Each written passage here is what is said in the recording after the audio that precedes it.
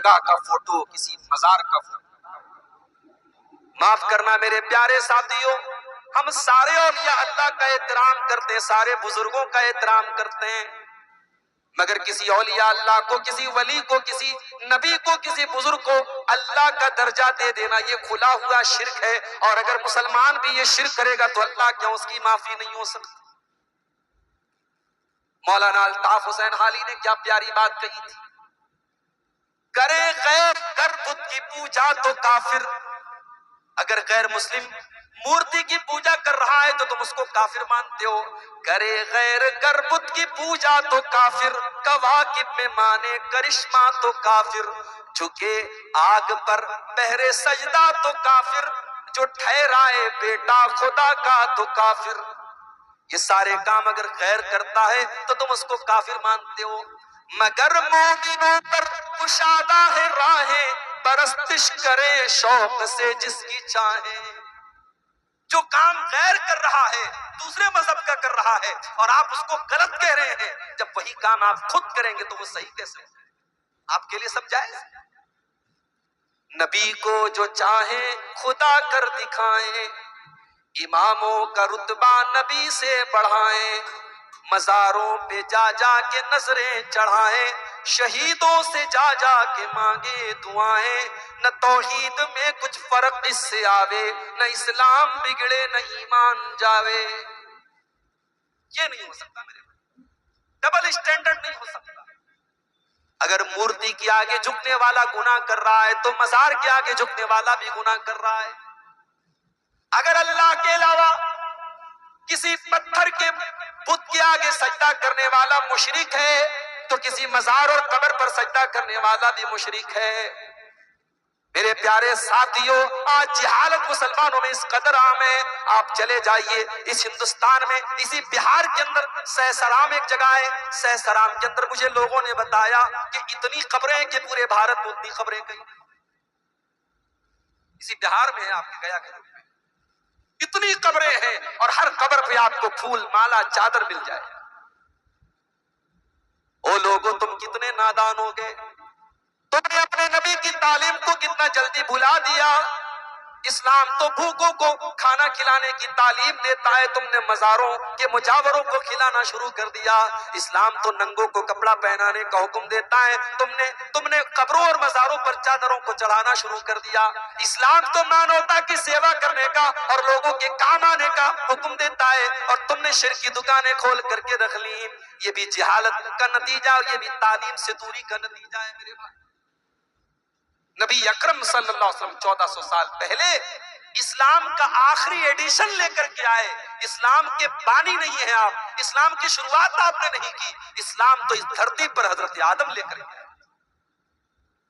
اور ہمارے استاذ محترم علامہ رئیس احمد ندوی کی تحقیق کے مطابق حضرت آدم بھارت کی سرزمین پر آئے تھے۔ حضرت آدم جب جنت سے ان کو اللہ نے دھرتی کے اوپر بھیجا، زمین کے اوپر بھیجا، تو بھارت کی سرزمین پر آئے تھے۔ ہم یہ کہہ سکتے ہیں کہ بھارت کی سرزمین سے اسلام شروع ہوا ہے۔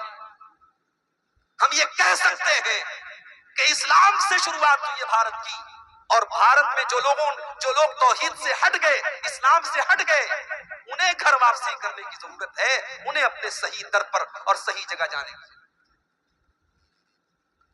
جب بچہ ماں کے پیٹ سے پیدا ہوتا ہے وہ بھی مسلمان ہی پیدا ہوتا ہے۔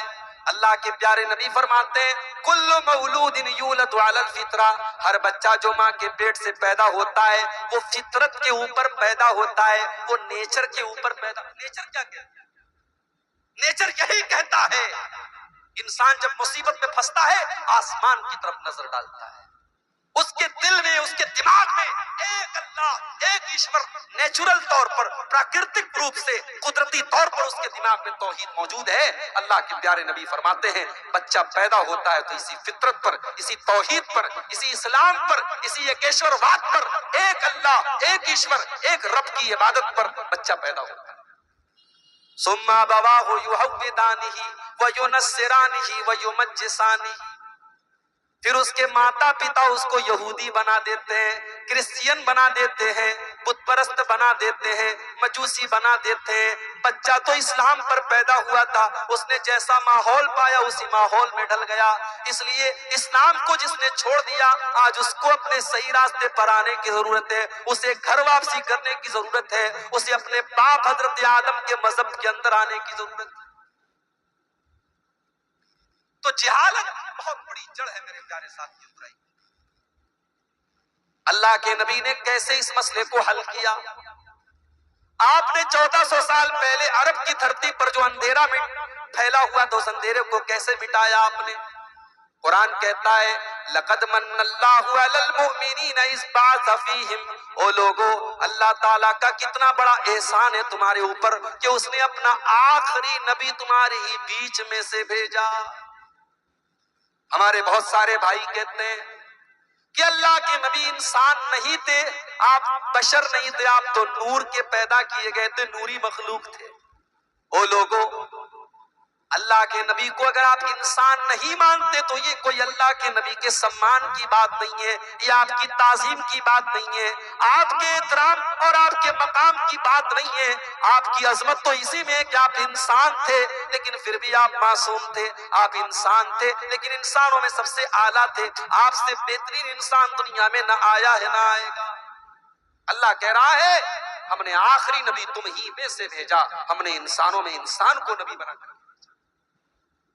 اس نبی نے جا کر کے پہلا کام کیا کیا؟ یتلو علیہم آیاتہ، وہ قرآن کی آیتوں کو پڑھ پڑھ کے سنایا کرتے ہیں۔ او لوگو جاؤ ذرا اپنے گھر کا جائزہ لے لو، آپ کے گھر میں قرآن کو کتنا پڑھا جاتا ہے، ذرا جا کر کے آپ جائزہ لے لو۔ عبدالغفار صاحب تو ایک دن آئیں گے تقریر کر کے چلے جائیں گے، آپ اپنے گھر میں سال کے 360 دن آپ غور کیجئے، آپ نے اپنے نبی کے مشن کو کتنا آگے بڑھایا، آپ نے قرآن کو کھول کر کے کتنا پڑھا، آپ کے گھر میں قرآن کتنا پڑھا جاتا ہے، عورتیں کتنا پڑھتی ہیں، بچے کتنا پڑھتے ہیں، بوڑھے کتنا پڑھتے ہیں، آپ خود کتنا قرآن پڑھتے ہیں۔ مولوی صاحب ٹائم نہیں ملتا ہے، بڑے بزی لوگ ہیں، دکان پہ چلے جاتے ہیں، عورتیں بیچاری بڑا کام کرتی ہیں، سمے نہیں ملتا، ٹائم نہیں ملتا۔ موبائل کے اوپر واٹس ایپ کا میسج چیک کرنے کا تیرے پاس تو دن بھر میں ہزاروں مرتبہ ٹائم ہے، کوئی منٹ ایسا نہیں جب تو موبائل کھول کر کے میسج نہ چیک کرے، کوئی گھنٹہ ایسا نہیں جب تو موبائل پر بزی نہ ہو۔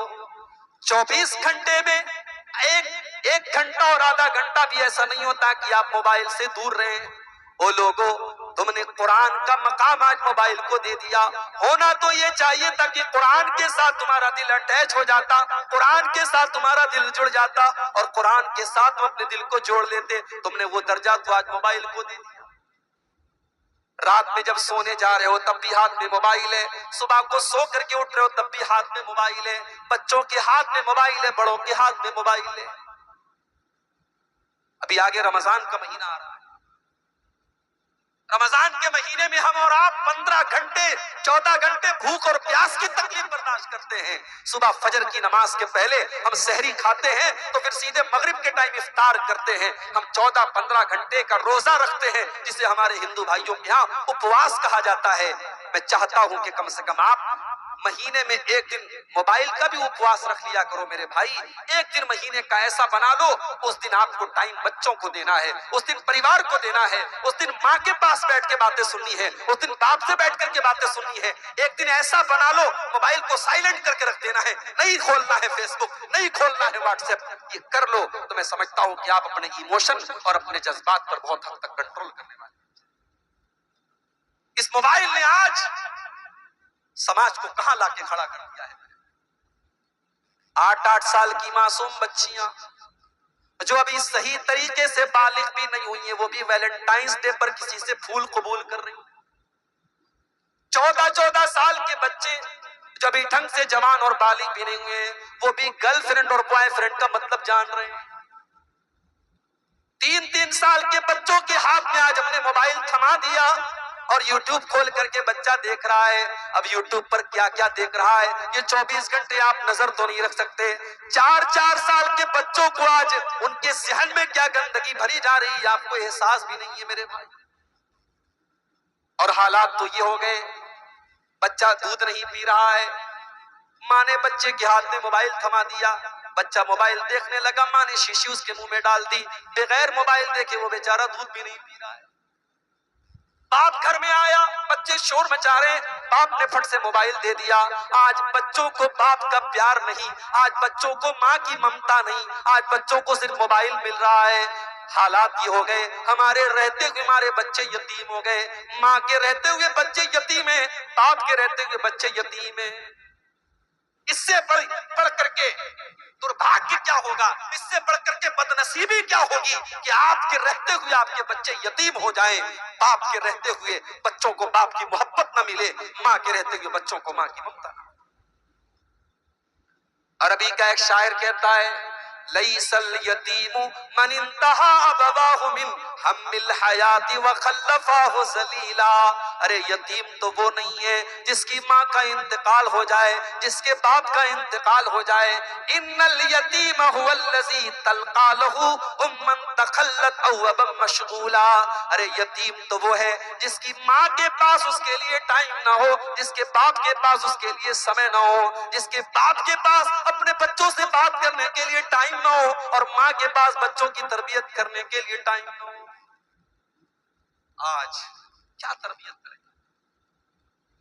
حالات یہ ہیں کہ بھارت سے لے کر کے نیپال تک ہزاروں نہیں لاکھوں مسلمان لڑکیاں آج مرتد ہو چکی ہیں, اسلام سے دور ہو چکی ہیں. ہزاروں نوجوان ایسے ہیں جو اللہ کو نہیں مانتے, جو اسلام کو نہیں مانتے, مسلمان گھر میں پیدا ہوئے, نام ہے محمد, نام ہے عبداللہ, نام ہے عبد الرحمن, لیکن قرآن سے ان کو کوئی مطلب نہیں, اسلام سے ان کو کوئی مطلب نہیں, اللہ کا وہ انکار کرتے ہیں. یہ حالات کیوں ہیں میرے بھائی؟ کیونکہ ہم نے اپنے بچوں کو, اپنی بچیوں کو, ہم نے ان کی تعلیم کے لیے, ان کی شکچھا کے لیے ہم نے کوئی انتظام نہیں. ہم نے اپنے بچوں کو کانوینٹ اسکولوں میں ڈالا, ہمارا بچہ فراٹے دار انگریزی بول رہا ہے, ہمارا بچہ پورے اسکول کو ٹاپ کر رہا ہے, مگر ہمارا بچہ اللہ کے بارے میں کچھ نہیں جانتا, رسول کے بارے میں کچھ نہیں جانتا, نماز کے بارے میں کچھ نہیں جانتا. او لوگوں, بڑے شوق سے اپنے بچوں کو تم کانوینٹ میں پڑھاؤ, بڑے شوق سے تم اعلیٰ تعلیم دلاؤ, مگر اپنے بچوں کو اپنے دین کی تعلیم بھی سکھاؤ, ان کو اسلام کے بارے میں بھی بتاؤ, ورنہ کل آپ کے بچوں کو اسلام سے جوڑنا مشکل ہو جائے. آج حالات آپ دیکھیں کیا ہو گئے. بنارس کا ایک واقعہ بھی 1 مہینہ بھی نہیں ہو رہا ہے, مسلمان گھر کی لڑکی گھر سے پردے میں اور نقاب میں برقعے میں نکلتی ہے. گھر والے تو بڑے بے فکر ہے کہ چلو ہماری بچی کالج جا رہی ہے نقاب میں. ایک لڑکے کے ساتھ موبائل پر چیٹنگ شروع کرتی ہے, غیر مذہب کا ماننے والا لڑکا ہے, لڑکی اس سے چیٹنگ شروع کرتی ہے, بات چیت کرتی ہے, ملاقات ہونے لگتی ہے. لڑکا اسے اپنے جال میں پھنسا لیتا ہے, اور پھر وہ لڑکی اس غیر مسلم لڑکے کے ساتھ نکاح کر لیتی ہے, شادی کر لیتی ہے اس کے مذہب کے مطابق. اس کے مذہب میں داخل ہو جاتی ہے, اس کے دھرم کے اندر داخل ہو جاتی ہے, اور اسلام کو تیاگ دیتی ہے. کیا یہ آپ کے لیے شرم کی بات نہیں ہے؟ ہمارے اور آپ کے لیے شرم کی بات نہیں ہے میرے بھائی؟ ہم اپنی بیٹیوں کو اس قابل بھی نہیں بنا سکے, ان کو اسلام کی اہمیت بھی نہیں بتا سکے, ان کو ایمان کی اہمیت بھی نہیں بتا سکے. ارے اسلام تو وہ دولت ہے, یہ ایمان تو وہ دولت ہے, کل قیامت کے دن اللہ تعالیٰ ہم کو آفر کرے گا. اللہ نے فرمایا قرآن کے اندر ان الذین کفروا وماتوا وهم کفار فلن يقبل من احدهم ملء الارض ذهبا. او لوگو جو توحید کے بغیر دنیا سے چلے جائیں گے, جو اسلام کے بنا دنیا سے جائیں گے, جو ایک اللہ کو ماننے والے نہیں ہوں گے, کل قیامت کے دن وہ زمین بھر کے سونا بھی اگر لے کے آ جائیں تب بھی اللہ کے عذاب سے وہ بچ نہیں پائیں گے, وہ جہنم کے عذاب سے بچ نہیں پائیں گے. یہ ایمان اتنی بڑی دولت ہے میرے بھائی. آپ غریب ہیں، آپ مزدور ہیں، آپ ٹھیلا چلاتے ہیں، آپ ریڑی پر سامان بیچتے ہیں، آپ سوکھی روٹی کھاتے ہیں، آپ کا گھر ٹوٹا پھوٹا گھر ہے، لیکن اگر آپ کے پاس ایمان ہے، آپ کے پاس توحید ہے، آپ کا سر ایک اللہ کے آگے جھکتا ہے، رب کعبہ کی قسم آپ سے بڑی دولت کسی کے پاس نہیں ہے، آپ اس ارب پتی سے بہتر ہیں، اس کروڑ پتی سے بہتر ہیں جس کے پاس سب کچھ ہے مگر رب کی توحید نہیں ہے، رب کا ایمان نہیں ہے، اسلام۔ ہم اتنے بد نصیب ہو گئے، ہم اپنی بیٹیوں کو توحید کی اور اسلام کی اہمیت بھی نہیں بتا سکے میرے بھائیوں۔ ارے اسلام تو وہ دولت ہے جس کو پانے کے لیے سمیہ رضی اللہ تعالیٰ عنہ نے کتنی بے دردی سے شہادت کو قبول کر لیا۔ ابو جہل نے سمیہ کو ان کے شوہر کے سامنے اور ان کے جوان بیٹے کے سامنے ننگا کر دیا۔ ہائے ہائے، سوچو تو صحیح، ایک ماں کے لیے کتنی ڈوب مرنے کی بات ہے، کتنی غیرت کی بات ہے، کتنی شرم کی بات ہے کہ جوان بیٹے کے سامنے ایک ماں کو ننگا کر دیا جائے۔ او سمیہ، تیرے اسلام کا کیا کہنا، تیرے ایمان کا کیا کہنا، تیرے استقامت کا کیا کہنا؟ تو نے اپنے جوان بیٹے کے سامنے ننگا ہونا تو گوارا کر لیا مگر اسلام کو تیاگنا تو نے گوارا نہ کیا، تو نے اسلام کو چھوڑنا گوارا نہ کیا۔ سمیہ نے یہ ذلت تو برداشت کر لی مگر اسلام کو نہیں چھوڑا۔ اور پھر وہ وقت بھی آیا جب ابو جہل نے بڑی بے دردی کے ساتھ حضرت سمیہ کو بڑے شرمناک طریقے سے ان کی شرمگاہ کے اوپر حملہ کر کے ان کے شوہر کے سامنے اور ان کے جوان بیٹے کے سامنے شہید کر دیا۔ میری پیاری ماں بہنوں، حضرت سمیہ نے جان دینا گوارا کر لیا، شہادت کی موت کو قبول کر لیا مگر اسلام کو اور ایمان سے سمجھوتا کرنا قبول نہ کیا۔ او لوگو، آج ہم اپنی بیٹیوں کو اس لائق بھی نہ بنا سکے، وہ عشق اور محبت اور پیار کے لالچ میں آ کر اور کسی کی میٹھی اور چکنی چپڑی باتوں میں آ کر آج اسلام کو چھوڑ دیں۔ یہ سارا نتیجہ اس بات کا ہے میرے بھائی کہ ہم نے اپنے سماج میں دین کی تعلیم کی اہمیت کو نہیں سمجھا۔ آپ کا علاقہ نیپال بارڈر کے قریب ہے، مجھے نہیں معلوم کہ آپ کے یہاں لڑکیوں کی تعلیم کے لیے کتنے ادارے ہیں، اگر ادارے نہیں ہیں تو میرے بھائیوں آپ اپنی بیٹیوں کو دینی تعلیم دینے کے لیے ادارے کھولو۔ ہو سکے تو ایک ٹائم کھانا کھا کے ایک ٹائم بھوکے رہ جاؤ، ہو سکے تو اپنی مزدوری میں سے کچھ پیسے دے دو، ہو سکے تو میری ماں بہنوں اپنے زیورات کو بیچ ڈالو مگر اپنی آنے والی نسل کے ایمان کو بچا لو۔ اپنی بیٹیوں کو دینی تعلیم دینے والے ادارے اپنے علاقے میں کھول لو، ورنہ آنے والے 20 سالوں کے بعد جو حالات ہوں گے وہ بیان کے پار ہیں۔ آج حالات کیا ہے میرے؟ آج ہماری مسجدوں میں جمعہ کا خطبہ ہوتا ہے، مولوی صاحب بیچارے بڑی تیاری کر کے تقریر کرتے ہیں، آدھا گھنٹہ 40 منٹ، بڑی قیمتی باتیں بتاتے ہیں، لیکن آج آپ دیکھ لیجئے بہت ساری مسجدوں میں تو عورتوں کا انتظام ہی نہیں ہوتا۔ مجھے لگتا ہے کہ آپ کے گاؤں کی مسجد میں بھی عورتوں کے لیے کوئی ارینجمنٹ نہیں ہے۔ کیوں نہیں ہے میرے بھائی؟ اگر نہیں ہے تو ہونا چاہیے۔ اگر آپ جمعہ کی تقریر سنتے ہیں تو آپ کے گھر کی عورتیں کیوں نہیں سنتی ہیں؟ ارے آپ سے زیادہ تو ان کو دین کی باتوں کو سننے کی ضرورت ہے۔ آپ تو جلسوں میں بھی چلے جاتے ہیں، آپ تو تقریروں کو بھی سن لیتے ہیں، آپ کے گھر کی عورتوں کو آج موبائل کے ذریعے بگاڑا جا رہا ہے، آج سوشل میڈیا کے ذریعے ان کے دماغ کو خراب کیا جا رہا ہے، آج ان کو بگاڑنے والی ہزار چیزیں ہیں۔ میرے پیارے بھائیوں، ان کو دین سے جوڑنے کے لیے، ان کو اسلام سے قریب کرنے کے لیے آپ کے پاس کیا پلان ہے، آپ کے پاس کیا اسکیم ہے؟ ذرا آپ اپنے دل پر ہاتھ رکھیں۔ آپ کی بیٹی 18 سال کی ہو گئی، میں پوچھتا ہوں کتنا پڑھا اس نے؟ آپ کہتے ہیں انٹر کیا ہے، بی اے کیا ہے اس نے۔ میں پوچھتا ہوں کہ آپ کی بیٹی نے اسلام کے بارے میں کتنا پڑھا ہے؟ آپ کہتے ہیں مولوی صاحب میری بیٹی نے قرآن پڑھا ہے۔ قرآن بھی کیسے پڑھا ہے؟ حافظ جی گھر میں آتے تھے، رٹو طوطے کی طرح اس نے قرآن آپ کی بیٹی کو پڑھا دیا۔ آپ کی بیٹی نے قرآن تو پڑھا ہے مگر قرآن کی آیتوں کا کوئی مطلب نہیں جانتی۔ اس نے قرآن تو پڑھا ہے مگر قرآن میں جو پردے کی آیتیں اور جن قرآن کی آیتوں میں آپ کی بیٹی کو یہ پیغام دیا گیا تھا، یا ایھا النبی قل لازواجک وبناتک ونساء المؤمنین یدنین علیہن من جلابیبہن ذلک ادنی ان یعرفن فلا یؤذین حسین، آپ کی بیٹی نے قرآن کے اندر اس آیت کو تو پڑھا ہے مگر اس آیت کا مطلب آپ کی بیٹی نے کبھی جانا ہی نہیں۔ قرآن کہتا ہے اے نبی اپنی بیویوں سے بھی کہہ دو، اپنی بیٹیوں سے بھی کہہ دو، اور تمام مسلمان عورتوں سے کہہ دو جب وہ گھر سے نکلے تو بے پردہ ہو کر کے نہ نکلے، وہ اپنے اوپر چادر ڈال لیں، وہ اپنے اوپر گھونگھٹ ڈال لیں، وہ اپنے اوپر نقاب ڈال لیں، برقع ڈال لیں، وہ چادر میں اور پردے میں نکلا کریں تاکہ دنیا پہچان لے کہ یہ عزت دار گھر کی لڑکیاں ہیں، یہ مسلمان گھر کی لڑکیاں ہیں۔ آپ کی جوان بیٹی گھر سے باہر نکل رہی ہے، سج سور کر کے نکل رہی ہے، بہترین کپڑے پہن کر کے نکل رہی ہے، خوشبو لگا کر کے نکل رہی ہے، میک اپ کر کے نکل رہی ہے، اور آپ کو کوئی فرق نہیں پڑتا، اور آپ ماشاءاللہ بڑے پکے قرآن و حدیث پر کے ماننے والے ہیں۔ میرے بھائیوں شرم آنی چاہیے ہمیں اور آپ کو، اگر ہمارے گھر میں بے غیرتی اور بے حیائی کا کام ہو رہا ہے اور ہمارے ماتھے پر کبھی کوئی بل نہیں پڑ رہا اور ہمیں کوئی فرق نہیں پڑ رہا ہے، اس کا مطلب یہ ہوا کہ ہم بے غیرت ہو چکے ہیں، ہم بے غیرت ہو چکے ہیں۔ اور اللہ کے نبی جناب محمد رسول اللہ صلی اللہ علیہ وسلم فرماتے ہیں کہ 3 لوگ ایسے ہیں جن کی طرف اللہ تعالیٰ قیامت کے دن دیکھے گا بھی نہیں۔ 3 لوگ ایسے ہیں اللہ تعالیٰ نہ تو دیکھے گا، نہ بات کرے گا، نہ ان کو پاک اور صاف کرے گا۔ کون کون ہوں گے؟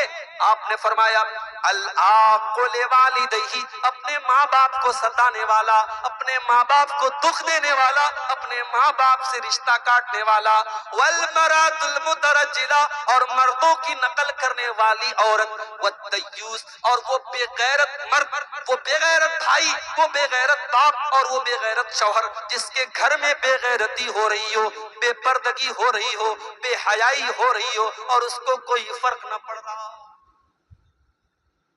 سماج آج کا